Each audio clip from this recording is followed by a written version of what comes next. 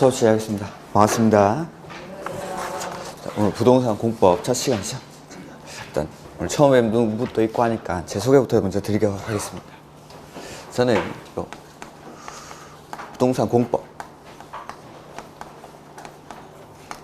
과목을 강의하는 이름은 어준선입니다. 이렇게.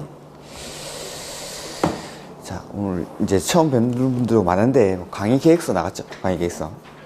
이건 그냥 참고로만 보시면 됩니다. 정말 진심으로 이렇게 하고 싶다라는 거지 이렇게 한 번도 지킨 적은 없습니다. 아마 1, 2월 달에는 건축법하고 주택법 아주 초반 정도까지 할 겁니다. 그러면 이제 3, 4월 달에는 제가 주택법을 먼저 해가지고 이런 거 어떻게든 1년 안에 진도는 다 끝내드립니다. 이렇게. 그 다음에 뭐 강의 계획이랑 강의 목적 이런 것들은 제가 오리엔테이션이나 이런 것들을 하면서 따로 이제 말씀을 드리겠습니다. 이렇게. 자, 제가 11월, 12월 달에도 뭐 첫 시간에는 오리엔테이션을 잠깐 했었는데 이번에도 1, 2월 달에도 첫 시간에는 오리엔테이션을 잠깐 하고 이렇게 수업 진행할 겁니다.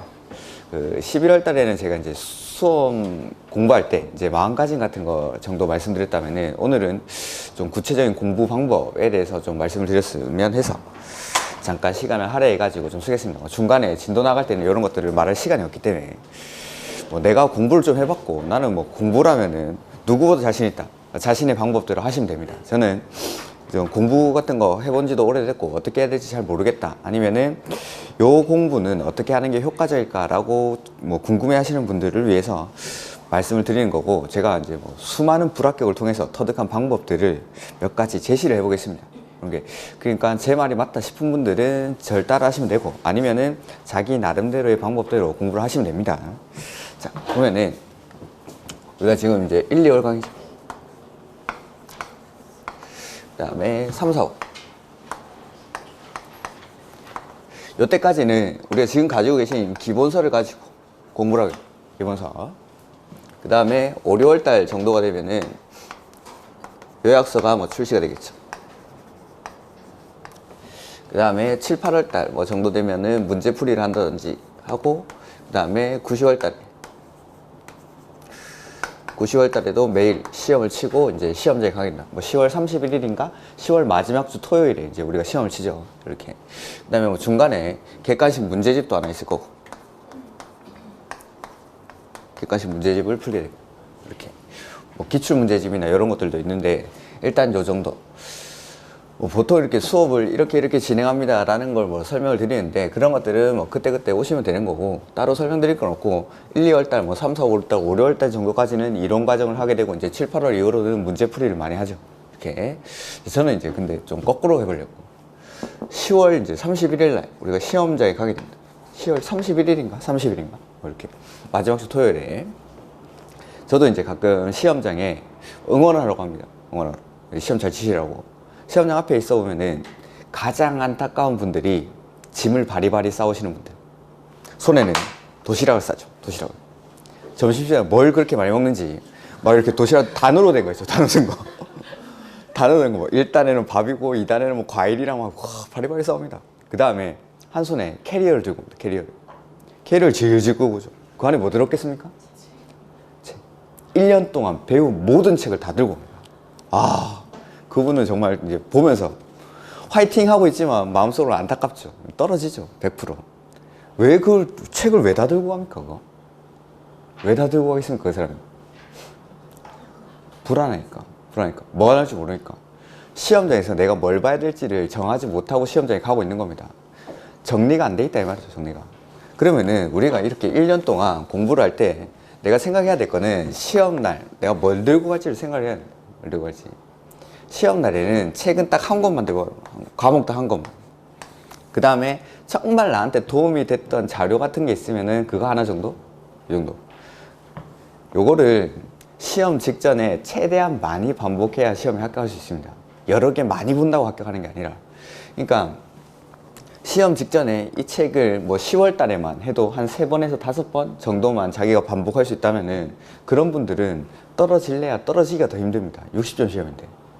그러니까 우리가 이제 가질 수 있는 책이 뭐 기본서도 있고 요약서도 있고 문제집도 있고 뭐 문제집으로 정리하셔도 상관없습니다. 문제집으로 정리하는 방법도 제가 말씀을 드릴 건데 기본서에는 뭐 오늘 저도 책을 받아가지고 보니까 중요한 글씨들이 색깔을 바꿔놓은 것 같던데, 중간중간에 이렇게 파란색으로 색깔을 바꿔놓은 것 같습니다. 그 다음에 제가 수업 중에 밑줄 쳐드릴 겁니다. 별표도 해드리고 동그라미도 해드리고 네모도 해드리고 다 해드립니다, 표시를. 그러니까 수업 시간에 저랑 같이 정리하시면 되고, 요약서는 제가 어떤 책을 쓸지 모르겠는데 일단은 뭐 요약서도 아마 정리가 돼 있겠죠. 이런 것들 정리가 안 돼 있다면은 제가 요약서도 밑줄 쳐드릴 겁니다. 이렇게. 그 다음에 문제집 같은 것들, 그 다음에 뭐 기본서 같은데 제가 이제 수업 중에 밑줄을 친다고 했는데, 그 밑줄 치실 때 하나 말씀드릴 게 있는데, 처음부터 너무 진하게 치면 안 됩니다. 그러니까 이제 학원 간다니까 문방구 들러가지고 형광펜 좋은 거 하나 사줘. 그래가지고 밑줄 쳐주면은 막 수업 시간에 강조를 합니다. 그러면은 형광펜을 쭉쭉 치기 시작하죠. 처음부터 형광펜을 이렇게 쳐버리면은 나중에 어떻게 되냐면 책이 누렇습니다. 책 전체가 형광펜이에요. 책 전체가. 그러면 내가 딱 책을 폈을 때 내 책을 내가 보기가 싫어집니다. 내가. 밑줄을 왜 칩니까, 밑줄? 제가 그 11월 달에 말씀드렸는데, 수업 중에 제가 이렇게 질문하는 거는 뭐 정답을 듣고자 하는 건 아닙니다. 그냥 물어보는 겁니다. 그 대답하시고 나면 뒷수습은 제가 알아서 하니까 그냥 막 뱉으시면 됩니다. 이 밑줄을 뭐 중요한 데 친다는데 중요한 데 치는 게 아닙니다. 내가 나중에 이거 한 건 빨리 보려고 정리하는 겁니다. 정리하는 거. 그러니까 수업 중에 제가 이제 밑줄을 쳐드리겠죠. 그런 것들은 처음에는 연필이나 좀 약한 걸로 쳐야 됩니다. 약한 걸로. 그 다음에 내가 설마 이 책을 한 번 보겠습니까? 두 번, 세 번 보겠죠. 근데 한 번 봤을 때 연필로 쳐놨는데 두 번째 보는데 이게 충분히 이해가 된 겁니다. 굳이 또 칠 필요가 없죠. 나는 연필 상태로 가만 놔두면 됩니다. 근데 중요하다고 밑줄을 쳐놨는데 두 번째 볼 때도 이게 이해가 잘 안 됐고 조금 모르겠습니다. 그러면은 조금 진한 걸로 뭐 빨간색 볼펜이라든지 뭐 이런 걸로 치는 거죠. 그 다음에 뭐 기출문제라든지 문제집, 객관식 문제급 중간중간에 풀다가 책을 확인했는데 문제집에서 틀리고 내가 이걸 봤는데 밑줄이 쳐져 있는 겁니다. 한 번 내지는 두 번이. 그러면은 내가 아직 아는 줄 알았는데 잘 모르는 거니까 그때는 뭐 두 번 쳐놓은 거는 위에다가 표시를 한다든지 아니면은 한 번 쳐놓은 거는 다시 볼펜을 한다든지 책만 봐도 내가 몇 번을 봤는지를 충분히 알 수 있게끔. 그 다음에 이런 것들이 반복되다 보면은 나중에는 확실히 알았던 것들은 굳이 한 번 표시된 거 이런 것들은 나중에 볼 필요가 없는 겁니다. 근데 이렇게 세 번씩, 네 번씩 표시가 돼 있는 것들, 이런 것들을 시험 직전에 반복을 하는 거죠. 그러면 지금 책이 800페이지가 넘던데, 이거 책이 엄청 두껍네. 800페이지가 넘던데, 이 책을 뭐 30분 안에 볼 수 있겠습니까? 그렇습니까? 있죠. 뭘 없어, 이거. 9시 30분에 시험을 치죠. 첫 시간에. 그러면 우리가 9시에까지 입시를 해야 되고, 9시까지 입시라고 해서 9시까지 시험장 가면 안 됩니다. 한 1시간 전에는 가야겠죠. 8시에 가가지고 1교시에 볼 거, 민법이랑 학기론을 각각 30분 정도에 빠르게 확인을 하셔야 됩니다. 그러면 시험장 직전에 뭘 봐야 되냐면은 줄 많이 쳐져 있는 거예요. 책을 빨리 넘기면서 줄을 많이 쳐놓은 걸 보는 겁니다. 그 다음에 뭐 암기사항 같은 것들, 시험장 들어가기 직전에 내가 이걸 꼭 봐야겠다 하는 것들은 내가 마지막에 한 권을 뭐 이 책들 중에 뭐든지 하나 정해가지고 마지막 한 권을 반복을 하다가 시험 직전에 이건 꼭 확인하고 가야지 이런 것들은 그냥 딱 봐도 눈에 들어오게끔 강조를 해요. 막 이렇게 엄청 크게 표시를 합니다. 이렇게. 그러다 보면 책을 넘기면은 자동적으로 이런 것들은 눈에 들어오는 겁니다. 이런 것들을 눈도장을 찍고 딱 들어가야 됩니다. 시험장에. 그러니까 시험 직전에 아마 1시간 내지는 30분 전에 눈으로 확인한 걸 시험장에서 풀면은 이걸 틀리겠습니까? 눈으로 바로 확인하고 갔는데. 그 다음에 점심시간에도 밥 먹는 시간 아닙니다. 2차 시험 공부하는 시간이지. 이때도 내가 마지막에 계속 보던 책 이거를 30분 동안, 가까운 때 30분 동안 빠르게 확인하는 거죠. 그래가지고 밑줄을 정확하게 잘 쳐놓은 사람들은 이런 것들을 금방금방 볼 수가 있는 겁니다. 그리고 이걸 빨리 보려면은 한 권만 봐야지 여러 권을 보면은 빨리 볼 수가 없습니다. 그 시험장 앞에 가면은 그 각 학원들에서 나와가지고 이거 찌라시라 그러면 그 홍보자료 홍보자료 같은 거 나와죠. 홍보자료. 거기 보면은 뭐 시험장에서 꼭 봐야 할 지문 100선 막 이렇게 막 쭉 정리를 해놓습니다. 지문 같은 거. 그거 뭐 혹하죠. 그게 막 시험에 나올 것 같습니다. 절대 그거 보면 안 됩니다. 절대 그거 보면 떨어집니다.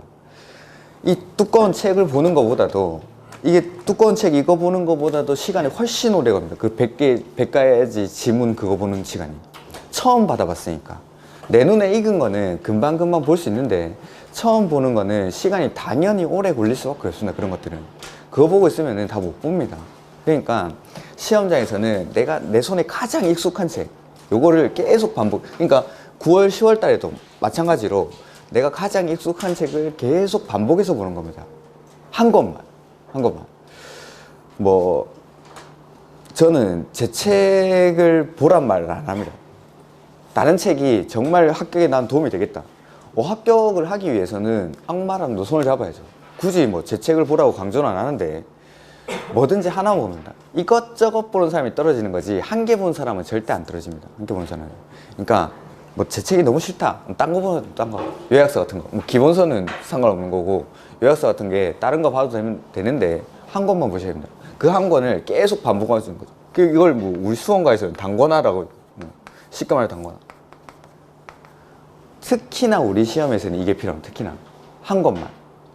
그러니까 뭐 전에도 말씀드렸지만은 우리는 절대평가 시험이니까, 상대평가 시험이 아니라 절대평가 시험이니까 이 한 권에 나오는 내용, 어떤 책이든 한 권에 나오는 내용을 내가 충분히 숙지만 한다면은 60점을 못 받을 이유가 없습니다. 근데 이것저것 보는 사람들이 똑같은 내용인데 저자에 따라서 표현을 달리 써놓기 때문에 이게 오히려 더 헷갈리는 겁니다. 그래서 시험에 임박할수록 내가 이 한 권의 책을 내 손에 있게끔, 나중에는 시험장 갈 때쯤 되면은 대충 이렇게 잡아가지고 펴가지고 몇 장만 넘기면은 내가 필려오던 자리가 나오게끔 그렇게 하시면은 시험에 떨어질 수가 없죠. 60점 시험인데. 이렇게. 그래서 이 30분 안에 이런 것들, 전범위를 반복하기 위해서는 이 한 권의 책을 계속 반복해서 보는 게 가장 중요합니다.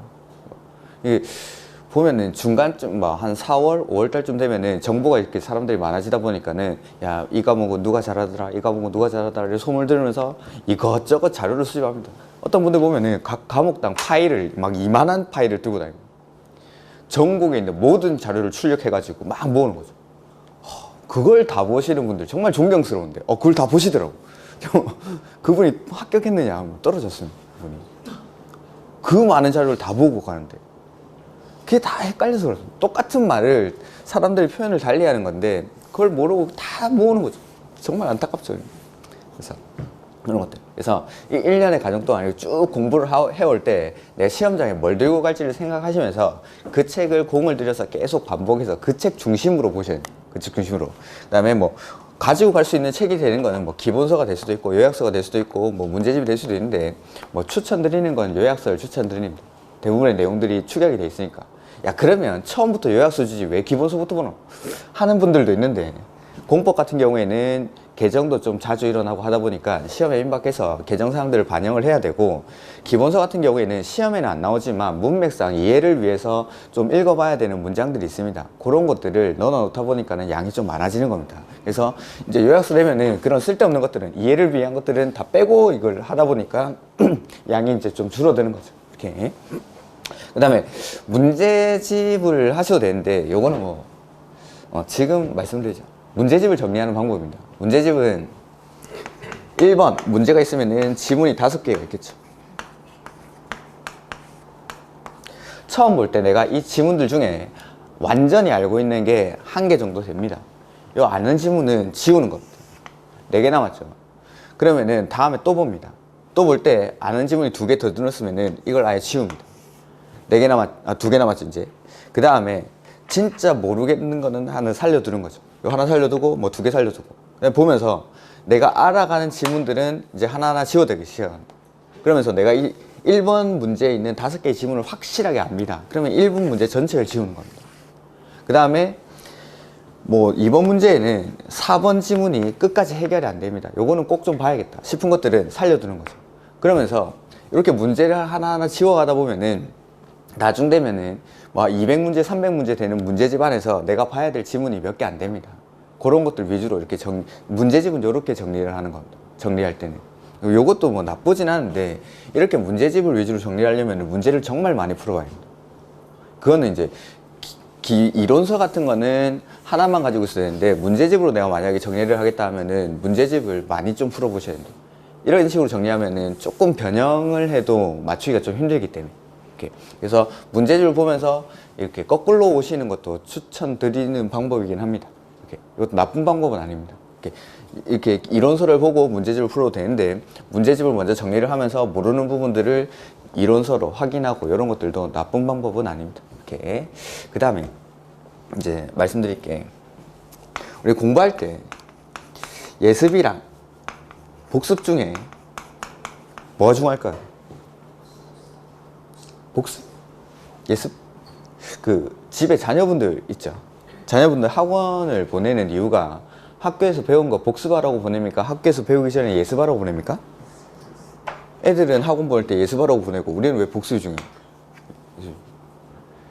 공부할 때는 예습이 훨씬 중요합니다. 예습이. 근데 당연히 1, 2월 달에는 예습할 게 없습니다. 3, 4월 달에도 그렇겠죠. 그러니까 이 예습이라는 걸 대단한 걸 하라는 건 아닙니다. 지금은 한 10분 정도만 투자합니다. 10분 정도. 학원에 너무 이렇게 임박해서 오시지 마시고 조금 일찍 도착해가지고, 아니면은 뭐 일찍 도착하기가 힘들다 하면은 그 전에 이 책에 오늘 배울 내용들의 목차 정도 확인하는 겁니다. 우리가 이제 11월, 12월 달에는 용어만 딱 설명을 드렸죠. 그러니까 오늘 수업하는 게 어떤 내용들이다, 말뜻 정도만 알고 오는 겁니다. 말뜻 정도만. 그걸 하고 온 사람이랑 그냥 아무런 준비를 없이 그냥 와가지고 수업 듣는 사람이랑은 엄청난 차이가 있습니다. 10분 투자해가지고. 그러니까 이 시간을 들여가지고 학원까지 왔는데 이 수업 시간을 좀 알차게 보내고 가야 되는데 아무런 준비 없이 오면은 뭔 말 하는지 모르겠고 잠만 오는 거죠. 근데 준비가 되고 온 사람들은 조금 더 듣는 게 수월하게 들립니다. 말뜻은 알고 오니까. 말뜻은 알고 오니까. 그 다음에 이제 복습 같은 것들인데, 학원에서 수업을 뭐 한 3시간 반, 4시간 하고 갔는데 내가 복습을 4시간 한다. 이거는 공부를 다시 하는 거지 복습이 아닙니다. 수업 시간에 제가 이제 밑줄 쳐드리고 중요한 거 강조해 드릴 텐데, 그런 것들 위주로 1시간에서 1시간 반 정도, 1시간에서 1시간 반 정도 중요한 부분들 위주로 복습을 하시는 겁니다. 이렇게. 그래서 복습을 하시는데 처음에는 예습, 수업할 때, 수업하기 전에 좀 10분 정도 목차 정도만 확인하시면 됩니다. 처음에는 목차 정도만. 그리고 목차에 보면은 이제 큰 제목들이 있겠죠. 그 제목들이 무슨 말인지, 말의 뜻, 이런 것들. 근데 말의 뜻이 생각이 안 난다 하면은 각 법마다 맨 첫 페이지가 있으면은 법의 목적이 나올 거고, 그 밑에 법의 용어의 정의가 나옵니다. 용어의 정의. 거기 용어의 정의가 하면은 그 대부분의 중요한 단어들의 뜻은 거기 다 써 있습니다. 각 법마다. 그러니까 그 단어 제목들의 뜻만 좀 알고 오시는 것도 충분합니다. 그래야 이제 수업 시간이 좀 효율적으로 바뀝니다. 아무런 준비 없이 와버리면은 이게 그냥 멍해지니까. 그 다음에 복습을 하실 때는 중요한 거 위주로 짧게 복습을 하십니다. 짧게. 뭐 4시간 수업 듣고 4시간 복습하고 이런 건 아닙니다. 그 다음에 혹시나 이제 1, 2월 달에 처음 오신 분들 11월, 12월 강의를 어떻게 해야 되냐라고 물어보시는 분이 있는데, 안 들어도 됩니다. 11월, 12월 달 강의는 안 들으셔도 되고, 11월 달 때 했던 거, 12월 달에 했던 거 1, 2월 달에 토시 하나 빠짐없이 똑같이 하도록 하겠습니다. 똑같이. 근데 이제 1, 2월 달, 이제 11월, 12월 달에 한 내용을 1, 2월 달에 이제 그걸에다가 플러스 알파를 하는 거죠.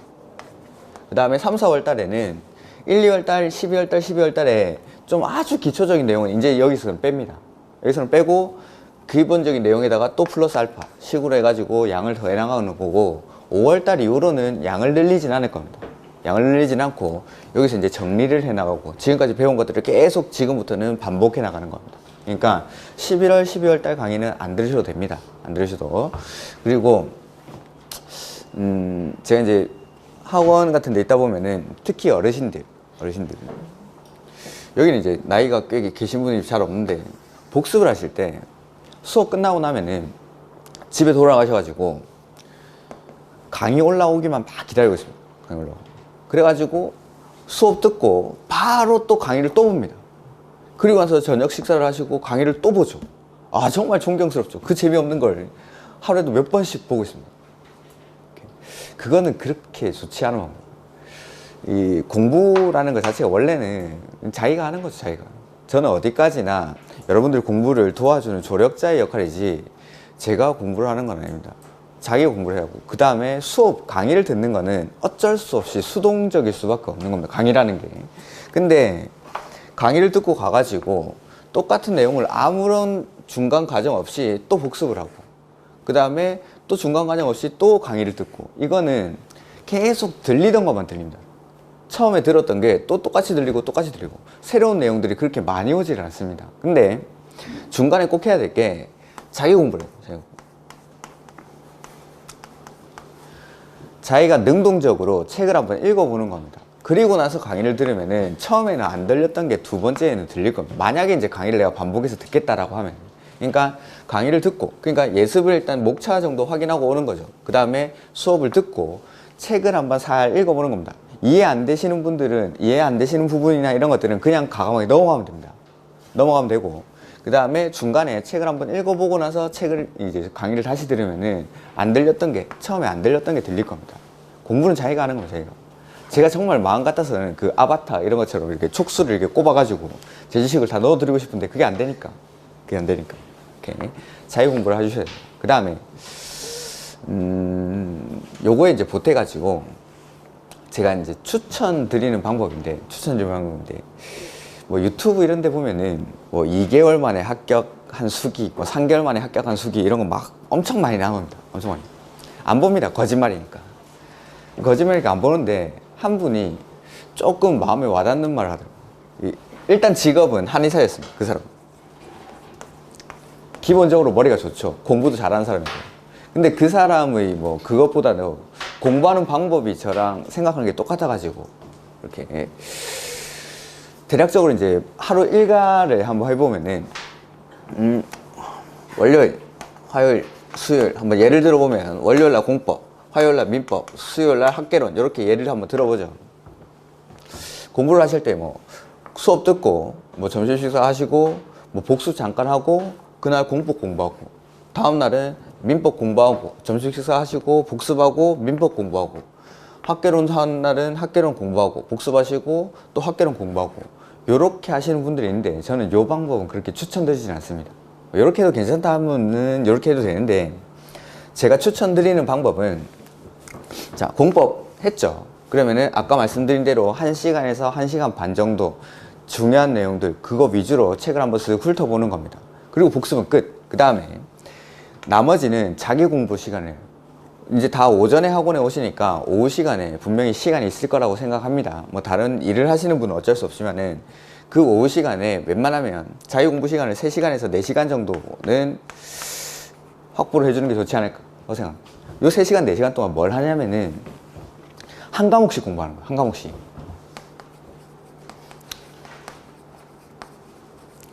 자, 오늘이 1월 6일입니까? 1월 6일. 1월 6일. 이때부터 민법을 하자라고 하면은 자, 수업 듣고 복습했죠. 그 다음에 나머지 3, 4시간의 자기 공부 시간에는 민법을 이날부터 20일가량 나는 민법만 보겠다라고 계획을 세워봅니다. 그래가지고 민법을 제일 중요한 건 처음부터 끝까지 봐야 돼요. 끝까지. 물론 뭐 민사특별법 이런 거는 1, 2월 달에는 안 보셔도 됩니다. 근데 처음부터 끝까지 보는 게 중요합니다. 이렇게 보면은 처음부터 끝까지 보기가 되게 힘듭니다. 매일 보면. 그래서 중간에 보면 책이 우리가 맨날 책이 앞부분만 이렇게 시까만 이유가 이렇게 보니까. 근데 법이라는 거 학개론 빼고는 다 법과목인데 법이라는 거는 달락달락 이렇게 끊어지는 게 아니라 다 연결이 돼 있는 겁니다. 어느 정도는. 우리 공법도 다 개별법이 6개가 들어가 있지만은 그게 다 일정한 체계를 가지는 거고. 근데 민법은 특히나 더 그렇죠. 이런 것들을 연속성이 있는 건데 맨날 끊어서 보고 하니까 이해가 잘 안 됩니다. 이해가. 그래서 그 아까 말한 뭐 한의사 그분이 공부를 이렇게 했더라고요. 짧은 기간 안에 그 사람을 효율적으로 하기 위한 방법을 찾은 건데 뭐 짧은 기간이 아니라도 이게 훨씬 더 효율적인 방법입니다. 한 과목을 크게 이해하는 데는. 저 뭐 수업 목표에도 큰 틀을 중심으로 이렇게 공부를 하는데 처음에 쭉 보는 거죠. 당연히 이해가 안 됩니다. 당연히. 모르는 게 많죠. 넘어가면 됩니다. 넘어가면.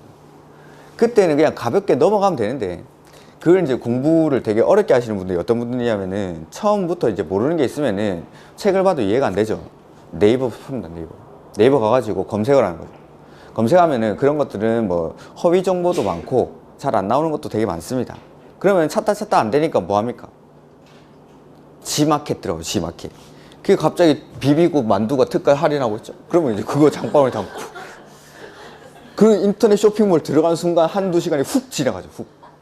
그러니까 그렇게 되면 안 되고 공부할 때 제일 그 재미없는 게 진도 안 나가면 재미없습니다. 진도.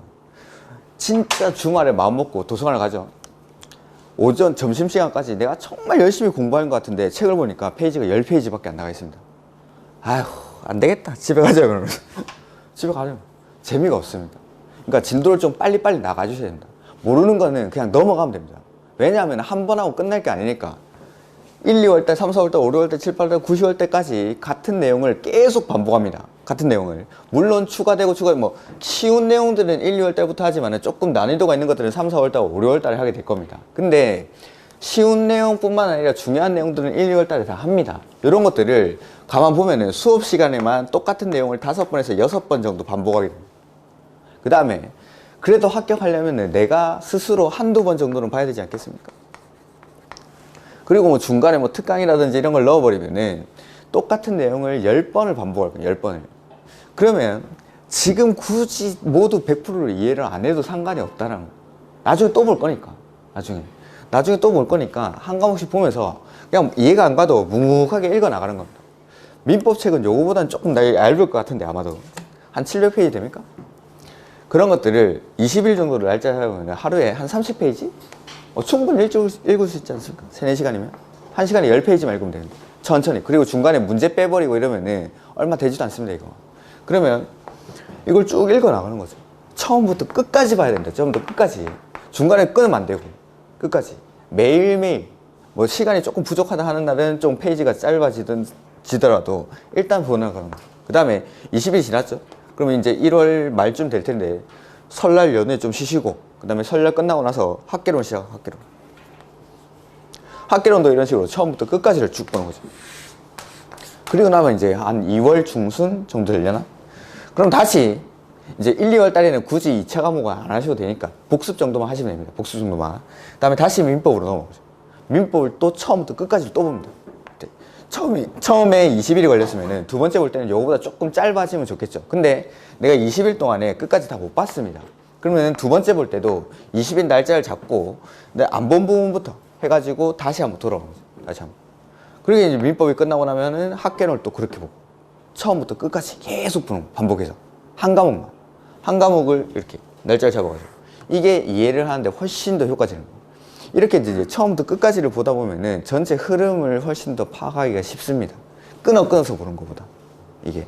그러니까 뭔가 일정한 체계를 가지는 게 다 법인 건데, 그거를 중간중간 끊어서 보니까 이해도 안 되고 다 암기사항이 되는 겁니다. 근데 흐름이 이렇게 지나가는구나 라는 거를 생각을 하시고 보시면은 훨씬 더 뭐 이해에는 도움이 많이 됩니다, 이게.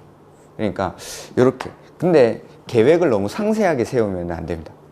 그러니까 내가 하루에 뭐 6일날은 1페이지부터 35페이지까지 7일날은 35페이지부터 70페이지까지 계획이라는 건 원래 못 지키게 돼 있는 겁니다. 근데 이렇게 상세하게 계획을 잡아놔 버리면은 계획을 못 지키는 걸로 또 스트레스를 받습니다. 이것까지 봐야 되는데 또 못 봤네 이러면서 그렇게 할 필요는 없습니다. 그냥 대략적으로 한 20일 정도 민법 봐야지 정도 이렇게 해가지고 쭉 처음부터 끝까지 쭉 읽어 나갑니다. 모르면 그냥 넘어가시면 됩니다. 모르면 어차피 다음에 또 볼 거니까. 그 다음에 복습을 하실 때 만약에 내 진도가 밀립니다. 뭐 이번 주는 하고 나왔는데 다음 주 못 왔습니다. 그러면은 그 다음 주에 오시기 전까지 전주 내용을 반드시 보강을 해주셔야 됩니다. 이걸 못했다. 그러면 2주 연속으로 빠졌다. 아니면 3주 연속으로 빠졌다. 뭐 이런 분들은 떨어지는 게 맞는데 이런 분들 만약에 복습량이 좀 밀렸을 때는 처음부터 안 본 부분 처음부터 보는 게 아니라 최근에 배운 것부터 봐야 됩니다. 이렇게 안 하면은 진도를 계속 밀립니다. 이런 분들이 뭐 공법 시간에만 빠졌겠습니까? 다른 날도 다 빠졌겠지. 그러다 보면은 이걸 처음부터 봐야지라고 해버리면은 복습해야 될 양이 너무 많아진다. 너무. 그러니까 이걸 버려버리고 최근에 배운 거부터 복습하셔야 된다. 아까 말했죠. 다음에 또 볼 거니까. 이게 기회가 끝이 아니니까 다음에 또 볼 거니까 과감하게 버리고 최근에 배운 것부터 복습을 하셔야 진도가 안 밀립니다. 진도가 이렇게 막 밀려버리고 봐야 될 강의가 엄청나게 쌓여버리면은 거기서 이제 양에 치여가지고 포기를 하는 거죠. 그러니까 복습하실 때 최근 것부터 그 다음에 이런 것들 못 들었으면은 1, 2월 달에 내가 못 들은 부분이 있으면 그거는 반드시 표시를 해두셔야 됩니다. 3, 4월 달에는 이 부분 수업할 때 꼭 들어야겠다라고 이렇게 표시를 해두는 거죠. 아니면은 3, 4월 달에 이 부분 좀 더 집중해서 들어야겠다 하고 표시를 해두는 겁니다. 그러면 이제 그 3, 4월 달에 또 똑같이 할 거니까. 또 똑같이 할 거니까 그때 가가지고 그 부분 할 때는 웬만하면 학원을 빠지지 않도록 노력하셔야 돼요. 그러다 보면은, 그러니까 이런 식으로 5번, 6번을 반복하고 계속 돌리면서 처음에는 뭐 이렇게 민법이든 공법이든 도화지가 있다면은 중간중간에 구멍이 막 이만큼씩 뚫려 있겠죠. 이 구멍들을 반복하는 과정에서 메꿔 나가는 겁니다. 메꿔 나가는 거. 그러다가 이제 시험에 나가는 거죠. 구멍을 완벽하게 메울 필요는 없고 60점 시험이니까. 이렇게 반복하면서 계속 이런 구멍들을 점점 메꿔 나간다고 생각하시면 이렇게. 그러기 위해서, 그러니까 예습이랑 복습을 말씀드렸는데, 우리 시험 같은 경우에는 정독하는 것보다는 다독하는 게 훨씬 더 중요합니다. 아까부터 계속 말씀드렸던 건데 여러 번 봐요. 여러 번. 그러니까 시험 난이도, 시험 문제가 난이도가 이제 상, 중, 하가 있는데, 이 상대평가 시험에서는 요 두 개는 반드시 맞춰주셔야 되고, 요걸 더 많이 맞추는 사람이 합격하는 건데, 우리는 합격이랑 관계없는 문제입니다. 이건 합격이랑. 그러니까 여러 번 반복하면서 쉬운 문제들을 실수 없게끔 풀어야 돼요. 실수 없게끔. 29회 때 상대적으로 문제가 좀 어려웠습니다. 30회 때는 상대적으로 문제가 좀 쉬웠고, 올해는 어렵습니다. 올해는 무조건. 2차 시험을 어렵게 되면은 무슨 과목을 어렵게 내겠습니까? 공법이지 뭐. 그렇게 이제 29회 이럴 때는 제가 이제 한 달 정도씩 잠수를 하죠. 욕을 많이 하시니까. 네, 올해도 이제 어려울 겁니다. 근데 어렵다라고 해서 상에 해당하는 문제를 맞춰야 되는 게 아니라 중이나 하에 해당하는 문제를 실수 없이 푸셔야 됩니다. 그러면 상에 해당하는 문제는 이렇게 쉽게 나올 때도, 올해도 상에 해당하는 문제는 엄청나게 어렵습니다. 근데 쉽게 나올 때, 쉽게 나올 때도 문제는 상대적으로 이제 상에 해당하는 문제들은 언제든지 어렵습니다. 언제든지. 우리가 못 푸는 문제가 10문제 가까이는 됩니다. 틀리는 문제가. 그러니까 그걸 맞추려고 노력하는 게 아니라 어렵게 나오면 어렵게 나올수록 쉬운 문제들을 실수하시면은 회복이 안 됩니다. 그러니까 30회처럼 좀 쉽게 나오면은 어려운 문제 조금 한두 문제 실수하더라도 중간 난이도나 이런 데서 또 다른 쉬운 문제들이 있으니까 거기서 회복이 되는데, 이렇게 난이도가 조금 어려운 29회나 31회 이런 것들은, 31회는 아직 안 쳤으니까 29회 같은 것들, 이런 것들은 쉬운 문제에서 실수해버리면은 다른 데서 복구가 안 됩니다. 그러니까 쉬운 문제를 반드시 맞추셔야 됩니다.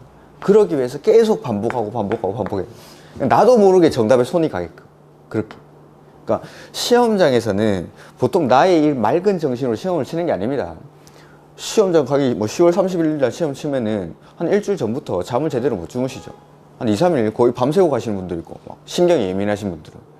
그리고 막 되게 긴장한 상태이기 때문에, 그러니까 좀 제정신으로 시험을 치는 게 아닙니다. 그러다 보면은 반복이 안 돼 있으면은 내가 시험장 딱 나와가지고 내가 이걸 왜 틀렸지 하는 문제들이 엄청나게 많습니다. 그러다 보니까 내가 이제 문제만 봐도 자동적으로 맞출 수 있게끔 그냥 체화를 시키는, 체화. 그래서 이렇게 반복이 중요한 겁니다. 몰라서 반복하는 게 아니라 시험장에서 맞출 수 있게끔 그냥 기계적으로 만드는 거예요. 기계적으로. 나도 모르게 정답에 손이 가게끔. 그러기 위해서 반복을 하는 거예요. 그러기 위해서. 그 다음에 요 정도가 이제 공부 방법이고, 중간중간에 뭐 또 혹시나 제가 필요한 게 있으면은 말씀을 드릴 거고, 한 3월달 정도부터 아마 모의고사를 치게 될 텐데, 모의고사는 반드시 치셔야 된다. 반드시. 가끔씩 막 5, 6월달 이럴 때까지도 모의고사를 안 치시는 분들이 있습니다. 제가 지나가다 물어보죠. 모의고사 왜 안 칩니까? 준비가 안 됐대, 준비가. 그럼 준비가 언제 됩니까? 그건 모르겠는데 일단 아직 준비가 안 됐대. 준비를 100% 하고 시험장에 가는 사람은 전 세계에 존재하지 않습니다. 시험장에 가는 거는 준비가 가장 많이 됐을 때 가는 거지, 내가 준비를 다 하고 시험장에 가는 게 아닙니다. 근데 우리가 이제 공부를 하면서 시험장처럼 이렇게 연습할 수 있는 시간이 모의고사밖에 없습니다. 내가 100분 동안, 그러니까 우리 시험을 100분 동안 치게 되죠. 100분 동안 80문제를 풉니다. 처음에 100분 동안 80문제를 집중해서 푸는 사람은 없습니다. 불가능합니다. 사람의 집중력은 보통 한 30분 정도가 끝이라고 그러죠. 근데 이걸 계속 연습이 안 돼 있으면은 시험장에 가면은 이게 계속 뒤쪽 가면은 집중력이 발휘가 안 돼서 잠만 옵니다. 모의고사 같은 거 쳐보면은 60번 이후로 급격하게 정답률이 떨어지시는 분들이 있습니다. 내 집중력이 딱 여기까지라는 거예요. 뒤쪽에 오히려 더 쉬운 문제가 많습니다. 공법만 해도 뒤쪽에 이제 주택법이나 건축법 이런 것들이 훨씬 더 쉽게 나오는데 이 시험 문제들을 틀리는 거죠. 물론 뒤에 있어서 공부가 안 돼서 틀리는 경우도 있는데 공부가 다 되고 나서도 60번 이후에 이렇게 오답률이 높으신 분들은 내 집중력이 딱 거기까지입니다. 이런 100분을 딱 정해놓고 80문제를 푸는 게 모의고사밖에는 연습할 시간이 없습니다. 그리고 문제 받아가지고 집에서 혼자 풀겠다 이런 거 안 됩니다. 집에서 혼자 푸는 거랑 여기 학원에서 사람들이 있는 데서 같이 푸는 거랑은 또 차원이 틀립니다. 긴장감이라든지 주변의 상황이라든지 시험장 가면 옆에서 떠드는 사람, 발 떠는 사람 없겠습니까? 발 떨고 막 오만 짓을 합니다. 시험장 가면. 그런 것들을 이 사람 많은 데서 시험을 치보면서 연습을 해야지 혼자서 이렇게 집 조용한 데서 풀면은 점수 다 나옵니다. 점수 다 그렇게 하면 점수 다 나오니까 웬만하면 학원에 오셔가지고 모의고사를 꼭 푸셔야 된다. 모의고사를 한 달에 한 번 정도밖에 기회가 없습니다. 이거 뭐 많이 치는 것 같아도 몇 번 안 치니까 꼭 치시면서 연습을 해요. 내가 점수 때문에 너무 스트레스 받을 것 같다 이런 분들은 안 매기셔도 됩니다. 매기지 말고 그냥 풀기만 하십시오. 대신에 7, 8월 달 이후로는 채점을 하셔야 됩니다. 이렇게. 그리고 뭐 그런 거 점수 가지고 상처받고 그럴 필요는 없습니다. 의미 있는 점수는 7월 달 이후에 나오는 거니까. 이렇게. 요 정도. 그래서 예습 꼭 해오시고 아까 말씀 안 되는데 예습, 복습. 처음에는 예습할 시간이 예습이 별로 할 게 없죠. 1, 2월 달, 3, 4월 달에는. 아까 말씀드린 대로 목차라 아니면 3, 4월 달 되면은 1, 2월 달에 한 바퀴 돌았으니까 그래도 중요한 내용들 한번 보고 오는 겁니다. 근데 이제 5, 6월 달 되면은 예습이랑 복습 시간을 바꾸는 겁니다. 앞뒤로. 예습을 1시간에서 1시간 반 정도 하고 요약서니까 양이 많이 줄어 있겠죠. 그러면 1시간 정도면은 충분히 4시간 수업할 내용을 하고 보고 오실 수가 있습니다. 그러면은 이 수업 시간 4시간 동안 뭘 하냐면 나는 공부한 거를 확인하고 수업 시간 동안 암기하는 겁니다.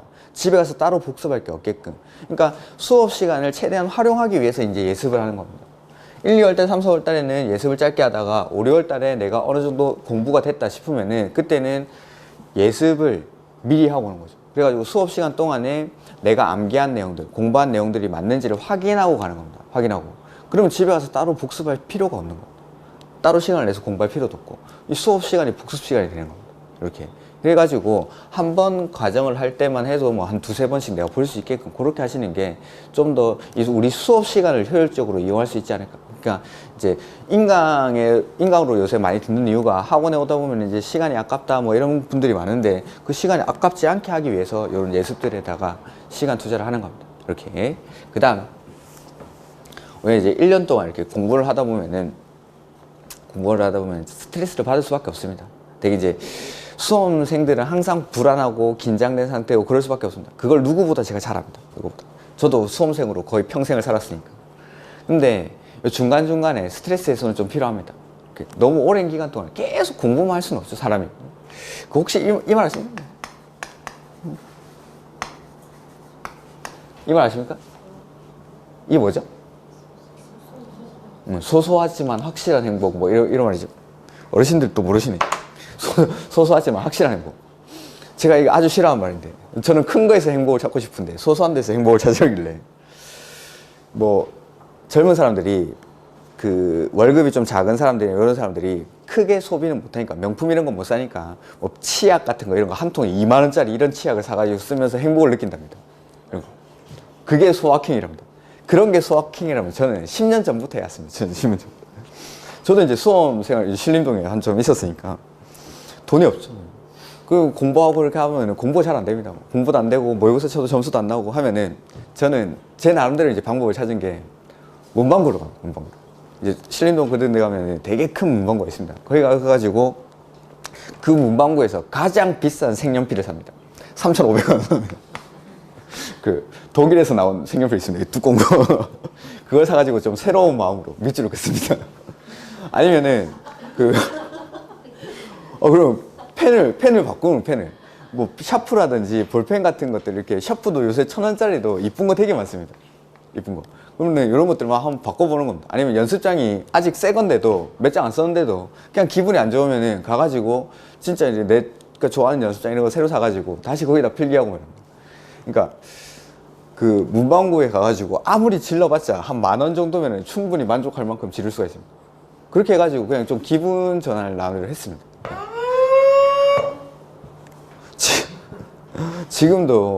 지금도 이게 요새는 서점 같은 데 가면 문구 칸이 항상 있습니다, 보면. 그래서 저도 서점을 책을 보러 가는 게 아니라 연필을 보러 가요. 필기구 이렇게 막 한 칸이 꼽혀 있죠. 그 앞에 이렇게 딱 서 있으면 기분이 막 저는 되게 좋아집니다. 그러면 막 이렇게 꺼내가지고 써보고 막 이러고. 색연필은 쓰면 안 됩니다. 색연필은 쓰면 사야 되니까. 색연필. 다른 거는 이렇게 써봐도 되고. 그런 거 하면서 저는 기분을 풀었었습니다. 그러니까 뭐 내가 영화 보는 거 좋아한다 그러면 영화 보셔도 됩니다. 영화 보셔도 되고. 근데 남자분들 이런 분들이 많은데 술은 드시면 안 됩니다. 술은. 모의고사 치고 나면 점수 안 나왔다고 막 몇 분들 모여가지고 막 야 내일 일요일인데 그냥 죽자 이러면서 막 먹죠. 이 다음 날에 영향을 미치는 거는 별로 수험 생활에 좋지 않습니다.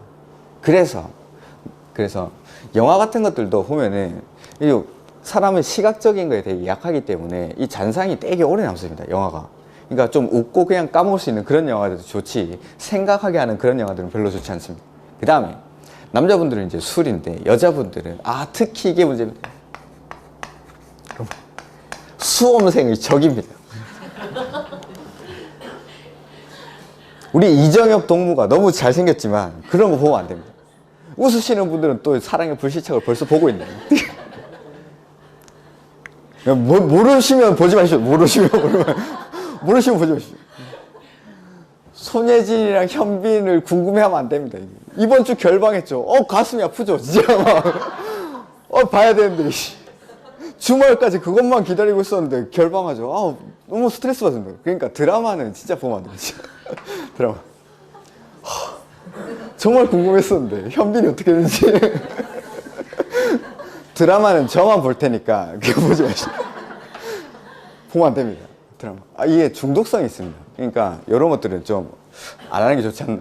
이게 한 번 스트레스 푸는 건 필요한데 드라마는 별로 좋지 않습니다. 수험 생활에.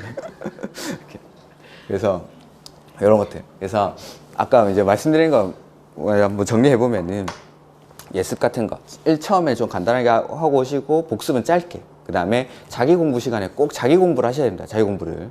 공부는 어디까지나 자기가 하시는 겁니다. 저는 어디까지 도와주는 역할, 조력자의 역할을 하는 거고, 그 다음에 두 번째는 정독보다는 다독을 여러 번 보셔야 됩니다. 그리고 꼼꼼하게 보실 필요 없습니다. 처음에 그냥 넘어가면 됩니다. 이해 안 되시는 분들은 그냥 쭉쭉 넘어가면 됩니다. 이게 처음 볼 때는 이해가 안 돼도 뒤에 것들을 배우고 나면 앞에 게 자연스럽게 이해가 되는 경우가 있습니다. 그러다 보니까는 이런 것들을 계속 처음부터 끝까지를 돌려주시는 게 중요합니다. 처음부터 끝까지 봐야 되고. 그러니까 아까 뭐 하루 보고 하루는 무슨 과목 이렇게 보면은 다음 주에 일주일 만에 그 과목을 다시 보게 되는 겁니다. 그러면은 저번 주에 봤던 게 당연히 기억이 안 납니다. 그러면 그 뒤에부터 봐야 되는데 다시 앞에부터 보는 겁니다. 맨날 앞에만 보는 거예요. 앞에만. 근데 이렇게 날짜를 정해가지고 처음부터 끝까지 쭉 보시면은 그래도 처음부터 끝까지를 한번 보게 되는 겁니다. 이러면 이렇게 말하면 또 한번 찾아오시죠. 야, 20일 만에 민법을 새로 보면 다 까먹잖아. 맨날 다른 과목 하는 거 일주일 만에 봐도 까먹습니다. 어떻게 봐도 까먹는 건 마찬가지입니다. 근데 훨씬 더 까먹을 때 효율적인 게 처음부터 끝까지 보고 까먹는 게 훨씬 더 좋다는 거죠. 그리고 가끔씩 까먹는 거에 스트레스를 많이 받으시는 분들이 있던데 사람은 당연히 까먹는 겁니다. 사람은. 까먹는 게 너무나 당연한 건데 그걸 가지고 또 스트레스를 받으시더라고요. 괜찮습니다. 까먹으니까 여러 번 보는 거죠. 여러 번. 저도 이렇게 막 강의를 하고 있지만은 한 달 정도 이렇게 시험 끝나고 쉬다가 이렇게 수업을 갑자기 하면은 가끔씩 이렇게 좀 멍할 때 있습니다. 이렇게 생각이 좀 안 나고 이렇게 흐릿할 때. 그러면 이제 보면은 여러 번 봤으니까 책을 잠깐 이제 확인하면은 금방 이제 기억이 나지만은 이제 안 보면 사람들은 당연히 까먹는 거. 근데 그걸 가지고 고민하죠. 나는 돌아서면 까먹는다. 옆에 있던 사람이 뭐랍니까? 니는 그래도 돌아서면 까먹는다. 나는 돌아서기도 전에 까먹는데. 까먹는 건 너무나 당연한 겁니다. 너무나. 그래서 반복을 하는 겁니다. 한 번 책을 이제 한 번 봤을 때는 책의 내용을 거의 20%도 보통은 이해를 못 한다죠. 20%도 기억이 안 난답니다. 그래서 공부의 신 강성태인가? 그 사람이 그런 말 했죠. 한 번 본 건 안 본 거다 이러다. 한 번 본 건 안 본 거. 사람들이 계속 까먹는다니까 한 번 본 건 안 본 거다. 맞습니다. 한 번 본 건 안 본 거나 마찬가지입니다. 그래서 계속 반복을 하는 겁니다. 이렇게. 그러니까 까먹는 거에 굳이 스트레스를 받으실 필요는 없습니다. 당연한 거니까. 이렇게. 그래서 예습 꼭 하시고 복습은 짧게. 그 다음에 꼭 자기 공부 해주셔야 되고 다독을 해주셔야 돼요. 여러 번 반복하셔야 돼요. 여러 번. 여러 번. 그 다음에 까먹는 거, 이런 거 사소한 거에 스트레스 받지 마시고, 그 다음에 시험 기간이 오래 되는 거니까 중간중간에 나만의 뭐 스트레스 해소 방법을 만드셔가지고 중간중간에 뭐 그런 것들 좀 해소를 하시기 바랍니다. 이렇게 이 정도까지 오리엔테이션 하고, 그 다음에 조금만 더 부동산 공법에 대해서 조금만 더 하다가, 이 책에 우리 앞에 보면은 24페이지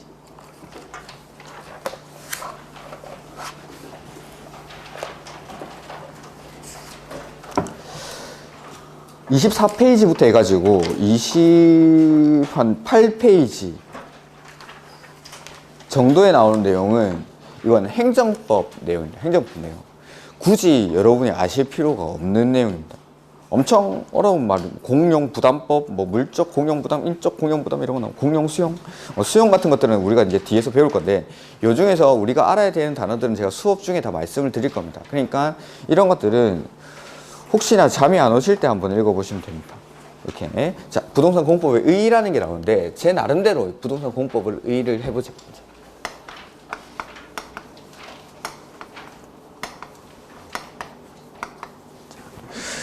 자, 부동산 공법은 부동산이란 말이랑 공법이란 말, 이 두 단어가 결합이 되어 있는 겁니다.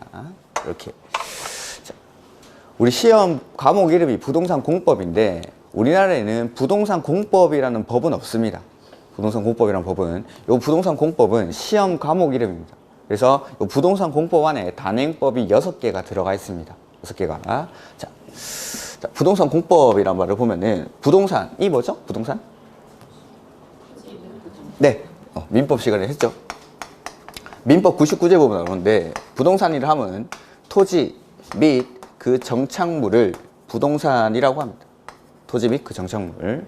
자, 근데 우리가 치는 시험은 공인중개사 업무와 관련된 부동산 공법을 치기 때문에 토지는 우리의 중개 대상물이죠. 그 다음에 토지에 붙어 있는 정착물 중에서 우리가 중개를 가장 많이 하는 게 뭡니까? 건물. 그래서 우리 부동산 공법은 토지랑 건물, 즉 토지에 관한 공법, 건물에 관한 공법, 이렇게 두 가지로 나뉩니다. 토지에 관한 공법이랑 건물에 관한 공법. 그 다음에 공법이라는 건데, 이 공법을 알기 위해서 반대 개념인 사법이랑 좀 비교를 해보죠. 사법이랑. 그 전에 법이랑 해요. 법. 자, 법. 법의 정의는 규범의 총체를 법이라고 합니다. 규범의 총체. 그러니까 사람들끼리 하는 약속을 통틀어서 다 법이라고 합니다. 우리 학원에도 법이 있고, 집에 가도 법이 있고, 개모임에 가도 회칙이 있고, 각종 모임에 가면은 다 법들이 존재를 하죠. 그러면은 우리나라에도 법이 있습니까? 네. 우리나라 법의 체계를 제가 여기다 한번 써보겠습니다. 우리나라 법 중에서 가장 최상위법이 뭐죠? 헌법. 네. 헌법이 우리나라 법 중에 가장 최상위법. 그 다음에 있는 게 법률이랑 법률. 그러니까 법이랑 법률이랑 말은 다른 말입니다. 법은 규범을 싹 다 통틀어서 법이라고 하는 거고, 법률은 헌법 아래에 있는 거. 여기 이제 법률입니다. 좀 이따가 또 설명을 드릴 거고, 그 다음에 법률 밑에는 명령이라는 게 있어요. 명령. 이 명령이 우리 책에 나오는 게 두 가지가 있는데, 대통령이 바라는 대통령령이라는 게 있고, 그 다음에 각부 장관이 바라는 부령이라는 게 있습니다. 부령. 이거는 각부 장관들이 바라는 명령입니다. 자, 우리 책을 보다 보면은 가로 안에 뭐 이렇게 뭐 시행령, 시행규칙 이런 말이 나올 건데, 대통령령이 시행령이라고 하는 시행령. 대통령령을 시행령이라고 하고, 부령을 시행규칙이라고 합니다. 시행규칙. 이렇게. 대통령령은 이렇게 써져 있고, 부령은 각부 장관이 바라는 거니까 우리 책에 가장 많이 나오는 장관님이 국토교통부 장관입니다. 그래서 국토교통부령 뭐 이런 게 나오면은 이건 시행규칙이라고 부릅니다. 시행령, 시행규칙. 그 다음에 명령 밑에 있는 게 조례라는 겁니다. 조례. 조례. 그 다음에 조례 밑에 규칙이라는 게 있습니다. 이게 우리나라 법의 체계입니다. 법의 체계. 자, 헌법. 이 최상위법인데, 이 헌법은 왜 최상위법입니까? 우리나라 최고의 권력자가 누구죠? 국민. 대통령 아닙니다. 국민. 밖에 나가서 대통령 이러면 큰일 납니다. 헌법은 국민 투표를 통해서 확정합니다. 그러니까 최고 권력자인 국민이 국민 투표를 통해서 확정하는 법이기 때문에 이 헌법이 최상위법입니다. 헌법에는 우리나라의 뭐 국가 이념이라든지 통치 이념 이런 것들 계략적인 사항들이 들어가 있습니다. 그러니까 당연히 추상적으로 만들어지는 법이고 계략적으로 조문도 100여 개밖에 안 됩니다.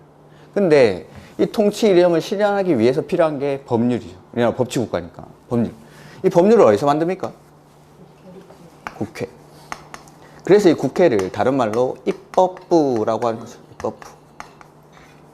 국회가 입법부가 돼요. 법을 만드는 역할이 가장 큰 역할이니까. 그 다음에 법률에서 모든 사항을 정할 수가 없으니까 하위 법률인 명령에다가 위임을 합니다. 하위법인. 자, 우리가 이제 얼마 전에 저번 주였나? JTBC 뭐 신년 토론회인가 그런 데 보니까는 20대 국회에서 법률안 통과율이 40%가 조금 넘는 수준? 그러니까 법률이라는 거는 만들기도 힘들고 개정하기도 바꾸기도 어려운 겁니다. 국회 의결을 거쳐야 되니까. 그래서 개정이 잦은 사항이라든지 실무적인 내용들 이런 것들을 싹 다 법률에다가 규정을 하면은 그때그때 다 법률을 바꿔줘야 되니까 개정이 잦은 사항이나 뭐 기술적인 내용들은 이 명령에다가 위임을 해놓습니다. 법에서 다 안정하고. 그래서 그 명령이 위에 있는 게 대통령령, 그 밑에 있는 게 각부 장관이 발하는 부령, 이게 이제 시행령, 시행규칙 이렇게. 그 다음에 조례는 이거 어디서 만들죠? 지자체. 지자체에서 만드는데 지자체 의회에서 만듭니다. 지자체 의회. 뭐 광명시도 지자체니까 광명시 의회가 있습니다. 그다음에 경기도도 지자체니까 경기도 의회가 있고. 그러니까 경기도 의회에서 만든 조례는 경기도 조례가 되는 거고 광명시에 만든 거는 광명시 조례가 되는 거예요. 이렇게. 그다음에 규칙 역시 지자체에서 만드는데 요거는 지자체장이 만드는 겁니다. 이렇게. 이게 이제 우리나라 법의 체계. 그다음에 우리가 배우는 과목은 부동산 공법이니까 공법률이 아니라 공법이니까 헌법은 당연히 안 나오고 여기서부터 법률부터 규칙까지가 시험 범위가 되는 거예요. 시험 범위가. 단 우리는 전국 단위의 시험이기 때문에 전국에 공통적으로 적용되는 요까지 시험이 납니다. 요까지. 실무에 나가시면 조례를 열심히 보셔야 됩니다. 이게 훨씬 더 중요한 거고. 근데 시험에서는 이거는 나오지 않습니다. 나올 수가 없습니다. 나올 수가. 다 달라지니까 지방마다. 그래서 시험 범위는 여기까지. 그러니까 부동산 공법이라는 법 안에 6개의 개별법이 있고 그 6개의 법마다 법률, 명령, 대통령령, 부령 이런 것들이 다 들어가 있다 보니까 양이 이렇게 800페이지가 넘게 이렇게 책이 왜 이렇게 많이 두껍지? 책이 다른 데보다 조금 더 두꺼운 것 같은데 이렇게 책이 이렇게 두꺼운 거. 이렇게.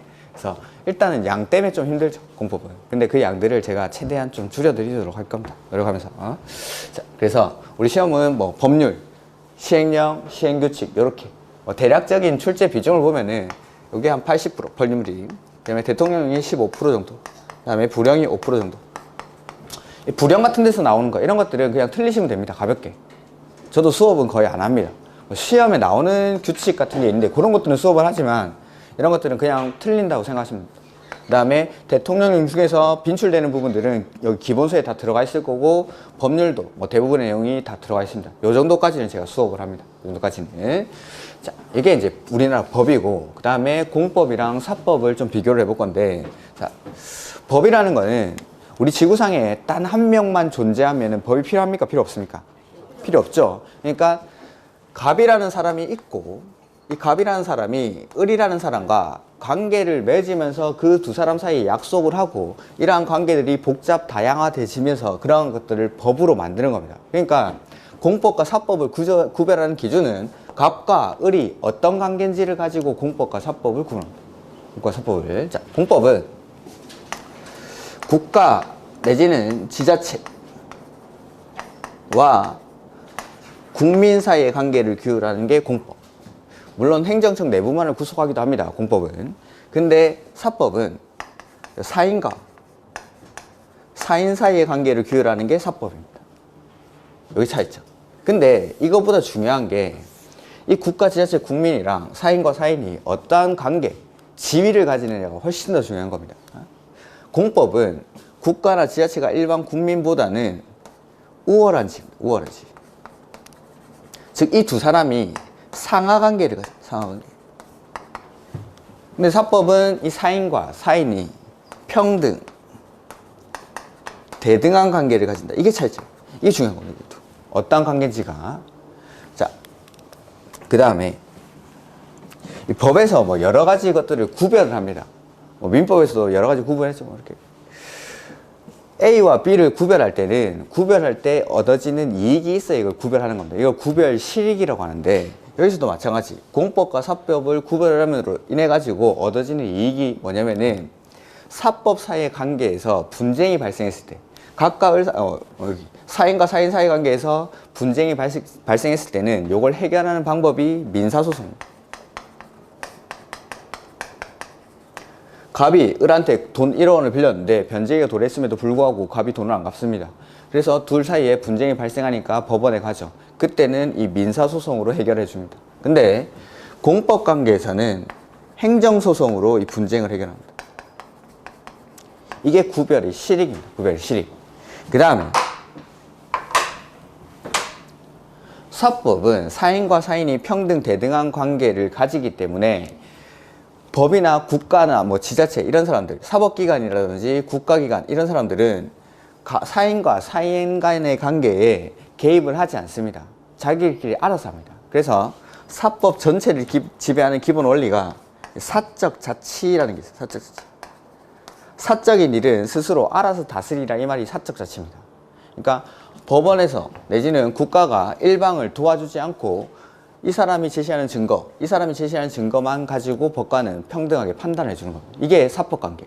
근데 공법관계는 요걸 이제 다른 말로 한번 해보면은 여기 써놓은 걸 그대로 읽으면은 부동산 공법의 정의가 됩니다. 자, 토지나 건물에 대해서 국가나 지자체가 일반 국민보다는 우월한 지위에서 공법은 규제법입니다. 규제법.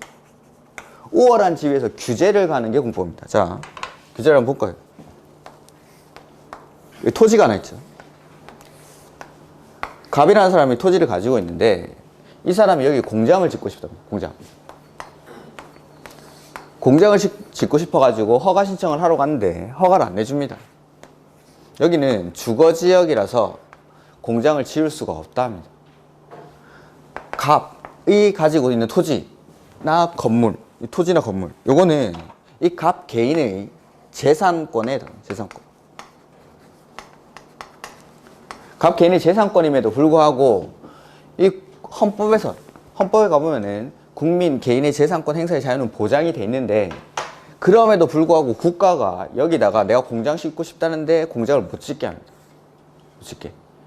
헌법에서 분명히 모든 국민의 재산권 행사의 자유는 보장된다라고 했는데 국가나 지자체가 일반 국민보다는 우월한 지위에서 규제를 가고 있는 거죠. 만약에 국가가 국민과 평등한 지위라면은 내가 공장 짓겠다는데 국가가 마음대로 할 수가 없는 겁니다. 근데 국가가 우월한 지위니까 이걸 가장 잘 알 수 있는 게 형법 같은 거. 사람을 살해한 자는 사형, 무기 또는 5년 이상의 징역이 처한다. 국가가 일반 국민과 평등한 지위라면은 아무리 국가라 하더라도 일반 개인을 죽이고 가두고 이렇게 할 수가 없는 겁니다. 근데 국가가 우월한 지위이기 때문에 이 사람의 신체의 자유, 생명의 자유에 대해서 규제를 가는 거죠. 이것도 마찬가지. 우리는 부동산 공법이니까 개인이 가지고 있는 재산권에 대해서 국가가 규제를 가합니다. 자, 이 재산권에 대해서 규제를 가하는데 이걸 왜 규제를 할 수 있는지가 필요합니다. 왜 규제를 할 수 있는지. 왜? 헌법에서는 분명히 재산권 행사의 자유를 보장한다라고 했음에도 불구하고 국가나 지자체가 일반 국민보다 우월한 지위에서 규제를 가하고 있으니까 이 규제를 정당화시킬 수 있는 사유가 필요한데 그게 바로 공법 전체의 기본 원리인 공공복리란 공공복리. 그러니까 사법은 사적 자치라는 원리가 기본적으로 지배하고 있고 공법은 공공복리라는. 그래서 공법에서는 이 공공복리를 위해서 필요하면 싹 다 할 수 있습니다. 나중에 한번 문장에서 보여드릴 건데, 자, 갑이 여기 주거지역인데 공장을 짓고 싶답니다. 근데 이 공장을 못 짓게 하죠. 갑 개인의 재산권은 지금 침해를 받고 있습니다.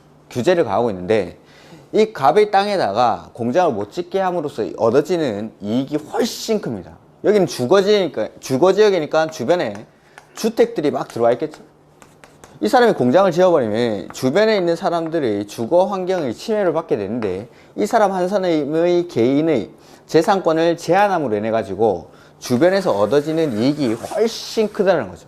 그러니까 개인이 제한받는 자유보다는 얻어지는 공익이 훨씬 클 때 요걸 공공복리라고 하는 거죠. 요걸 위해서 요거 때문에 규제가 정당화될 수 있는 겁니다. 그래서 공법책 곳곳에 보면은 공공복리, 공공복리, 공공복리 이런 말이 엄청나게 많이 나옵니다. 이렇게. 그래서 공공복리라는 말 때문에 규제가 정당화됩니다. 자, 부동산 공법을 다시 한번 정해보면은 부동산 공법이라는 거는 토지나 건물에 대해서 국가나 지자체가 일반 국민보다는 우월한 지위에서 규제를 가하는 게 부동산 공법입니다. 즉 공법은 규제법입니다. 규제법. 뭐뭐 하지마, 뭐뭐 할 때 허가받아, 뭐뭐 할 때 신고해, 뭐뭐 할 때 인가받아 이런 것들이 다 내용입니다. 이게 규제법. 그 다음에 이 부동산 공법은 우리가 배우는 부동산 공법은 토지에 관한 공법, 그 다음에 건물에 관한 공법 이 두 가지로 구분이 된다고 했는데 이 두 가지 이 개별법의 안에 토지에 관한 공법이 4가지가 있고 건물에 관한 공법이 2가지가 있는데 이 6가지의 법이 가지는 관계를 조금 쉬었다가 설명드리도록 하겠습니다.